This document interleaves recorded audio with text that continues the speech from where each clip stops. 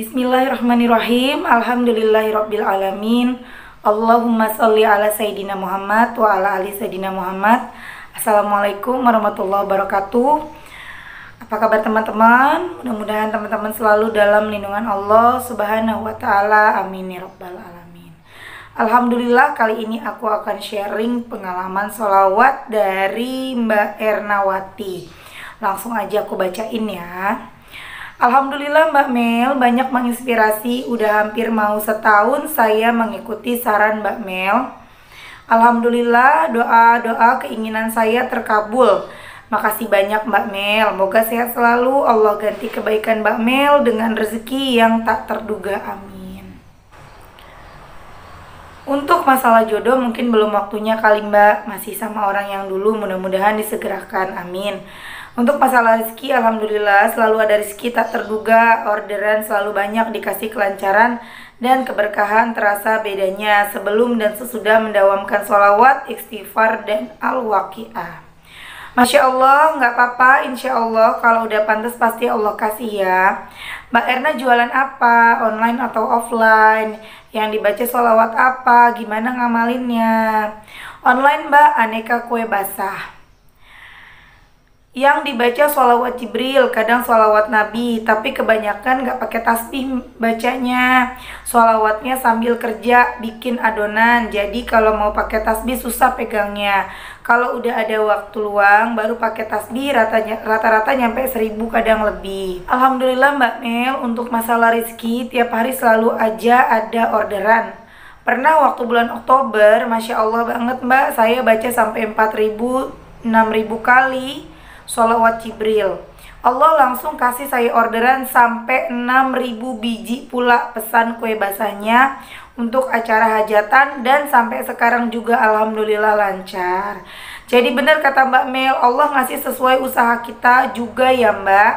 Kita males-malesan baca sholawatnya, Allah juga ngasih kita sedikit. Kita giat sungguh-sungguh banyak bacanya, Allah juga ngasih banyak, benar. Untuk masalah jodoh, mungkin ya belum waktunya kali Allah kasih, tapi saya tetap nggak berkecil hati. Saya tetap bersolawat dan berdoa saja. Tujuan saya awalnya untuk jodoh, tapi Allah kasih rezeki yang lebih. Masya Allah, insya Allah pasti nanti dipertemukan yang dengan yang terbaik. Allah lebih tahu yang Mbak butuhkan sekarang ini apa. Mbak suka baca sholawat munjiat nggak? Kalau untuk munjiat kadang-kadang aja Mbak. Rutinnya sehabis sholat paling 3 kali. Waktu itu pernah ikutan Riyadhus sholawat munjiat di grup WA Mbak Mel. Aku bilang coba tambahin jadi 11 kali tiap habis sholat ya. Itu khusus untuk minta jodoh terbaik. Nggak apa-apa, sholawat Jibril bagus kok Mbak. Yang penting isi koma, tambahin aja munjiatnya dirutinin. Iya juga Mbak, belum waktunya lagi, suka bentrok sama pesanan. Kalau lagi nyantai baru bisa baca banyak. Insya Allah mudah-mudahan bisa lebih istiqomah lagi, amin, insya Allah bisa. Kemudian aku izin share testimoninya. Iya, makasih banyak Mbak Mel, beruntung banget saya bisa kenal dengan Mbak. Banyak ilmu yang saya dapat.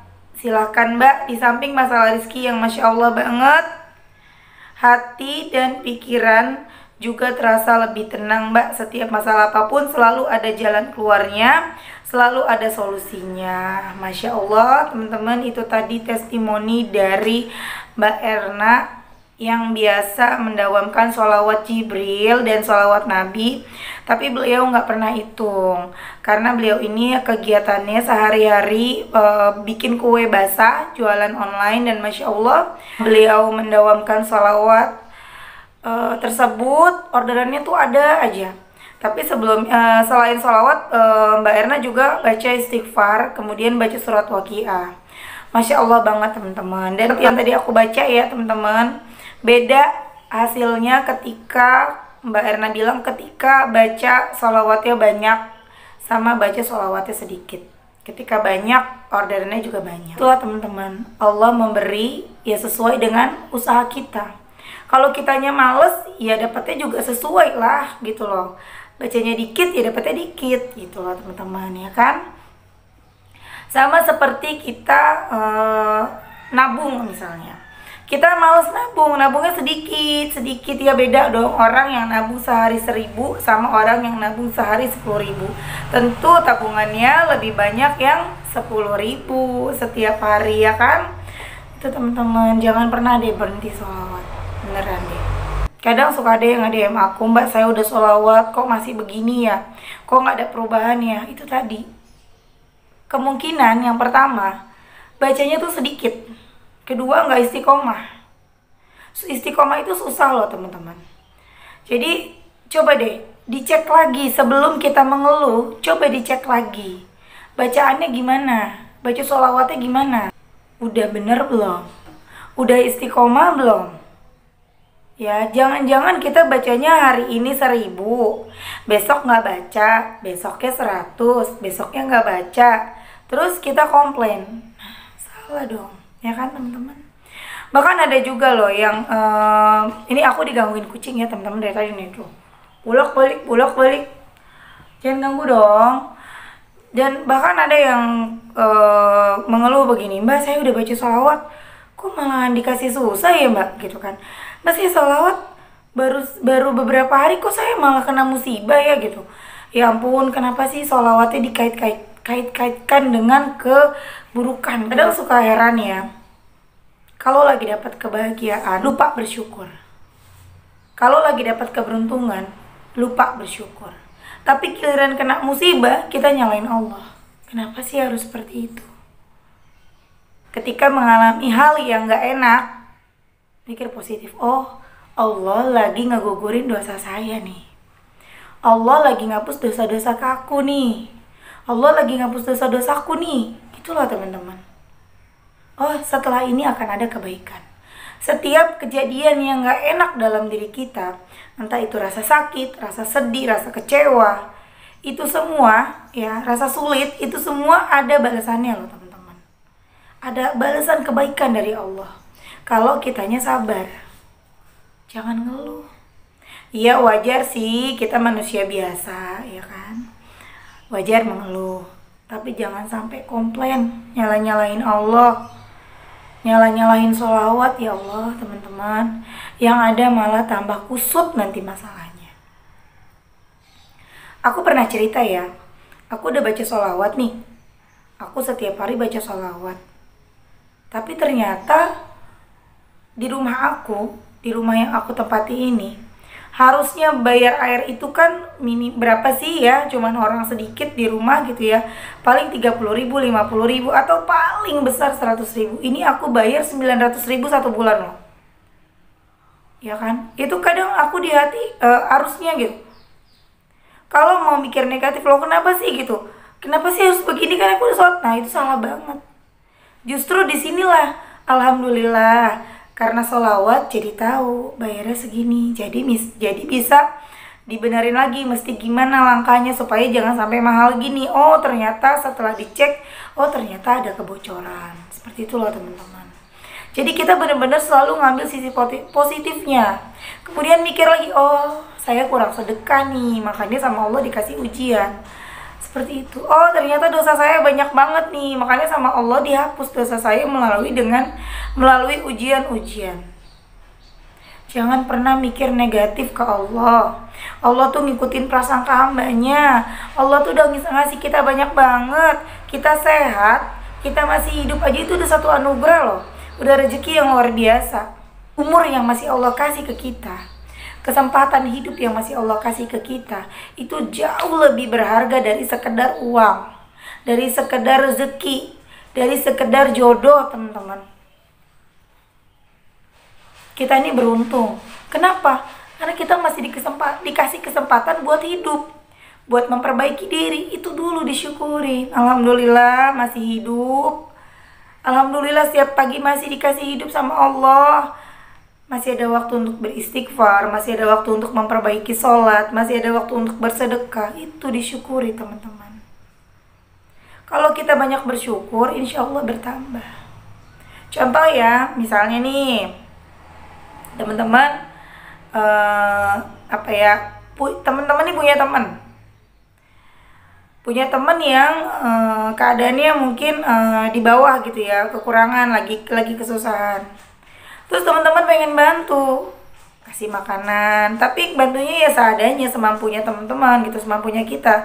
Kasih makanan, cuma bisa ngasih minuman, cuma bisa ngasih beras sedikit, misalnya gitu.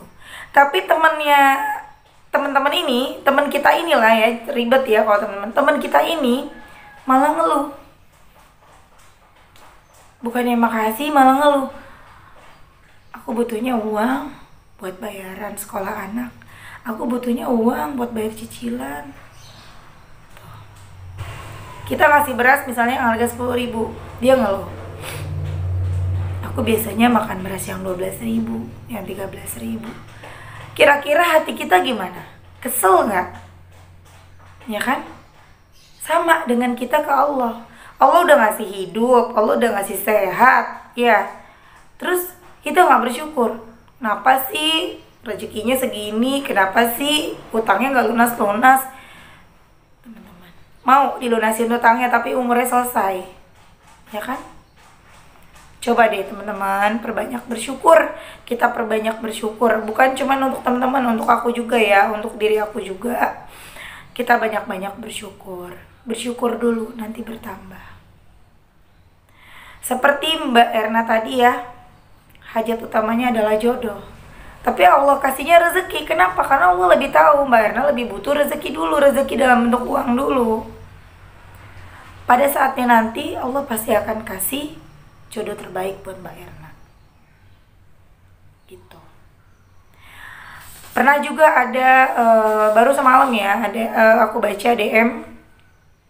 Saya udah berbulan sholawat sampai 10.000, tapi kenapa jodohnya belum datang-datang? Ya itu tadi teman-teman. Yang pertama mungkin gak istiqomah, merasa udah 10.000 padahal baca 10.000-nya cuma beberapa kali aja, sisanya lupa. Kedua, terlalu fokus sama hasil. Jangan terlalu fokus sama hasil teman-teman. Karena ketika kita fokus sama hasil, tujuannya jodoh-jodoh aja. Ketika Allah kasih rezeki, nggak diingat kalau itu adalah berkah dari sholawat. Ketika Allah kasih keselamatan, kesehatan, kita nggak bersyukur kalau itu adalah berkah dari sholawat. Karena kita mikirnya jodoh, ya jodoh, ya jodoh, mintanya jodoh harus dikasih jodoh. Jangan fokus sama hasil. Fokus sama usaha kita aja. Teman-teman mau riadohnya sehari berapa sholawat yang dibaca? Oh mbak, saya mau bacanya 10.000 sholawat, saya mau bacanya 5.000 sholawat. Ya udah, fokus pikirin gimana caranya sehari terkejar 5.000 sholawat. Udah itu. Jangan fokusnya ke hasil terus. Akhirnya kita jadi gak bersyukur, lupa bersyukur. Kalau kita nggak bersyukur, kita mikirnya jadi negatif ke Allah, ya udah doanya nggak bakal dikabulin. Tapi kalau kita bersyukur, alhamdulillah, seperti Mbak Erna ya, alhamdulillah Allah kasih rezeki, mungkin belum waktunya dikasih jodoh sama Allah. Allah kan senang jadinya. Aduh, dia minta jodoh belum ku kasih tapi masih terus bersyukur. Akhirnya dikasih jodoh yang terbaik. Sama seperti kita ke teman yang contoh yang tadi ya. Teman kita butuhnya uang, misalnya 1 juta, tapi kita cuma bisa ngasih beras, cuma bisa ngasih misalnya untuk beli gas doang gitu, cuma bisa ngasih uang seadanya, bantuan 100.000 misalnya. Tapi teman kita bersyukur, alhamdulillah ya Allah, makasih ya mbak, udah dibantu, alhamdulillah bisa nggak perlu beli beras lagi, alhamdulillah nggak perlu beli gas lagi. Kan kita jadi seneng hati kita ke teman kita itu. Akhirnya apa? Kita jadi mikir, aduh mudah-mudahan aku dapat rezeki untuk bantu dia 1 juta. Itu loh teman-teman. Ya. Oke teman-teman, sampai di sini dulu. Mudah-mudahan bermanfaat, jadi motivasi buat teman-teman semuanya. Sama-sama kita doain Mbak Erna mudah-mudahan segera dipertemukan dengan jodoh terbaik dari Allah. Kalau menurut teman-teman video ini bermanfaat, silahkan di-share sebanyak-banyaknya ke medsosnya teman-teman. Mudah-mudahan jadi manfaat buat banyak orang, juga bisa berkah buat kita semua. Amin ya rabbal alamin. Assalamualaikum warahmatullahi wabarakatuh.